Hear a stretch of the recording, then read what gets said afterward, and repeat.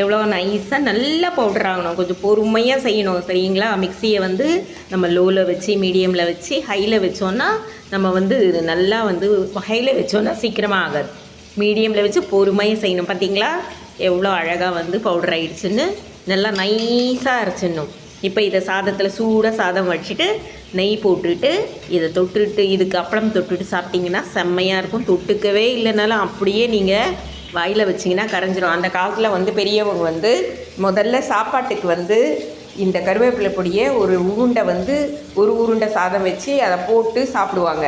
இல்லைன்னா பூண்டு பொடி சாப்பிடுவாங்க, இல்லைன்னா சீரக பொடி சாப்பிடுவாங்க. ஏன்னா நம்ம சாப்பிட்ற சாப்பாடு வந்து டைஜஸ்ட் ஆகணும்ன்றதுக்காக பழைய காலத்தில் வந்து எங்கள் தாத்தாலாம் இந்த மாதிரி ஒரு உருண்டைக்கு முதல்ல இந்த மாதிரி இந்த 3த்தில் ஏதாச்சும் ஒன்று போட்டு சாப்பிட்டுட்டு அதுக்கப்புறம் தான் நம்ம வந்து டிஷ்ஷஸ் சாப்பிடுவாங்க. அதனால் நீங்களும் வந்து உங்கள் பசங்களுக்கு கொடுத்து பாருங்கள், நீங்களும் சாப்பிட்டு பாருங்கள். எல்லோரும் அம்மா எனக்கு கருவேப்பிலை சாதம் பண்ணி கொடுங்கன்னு சொல்லிட்டு கேட்பாங்க. சரிங்களா. இதுக்கு வந்து தேவையான பொருட்கள் வந்து தனியா, காஞ்ச மிளகா, உளுத்தம்பருப்பு, கடலைப்பருப்பு, மிளகு, உப்பு, கருவேப்பிலை, பூண்டு, புளி. ஓகேவா. தேங்க்யூ.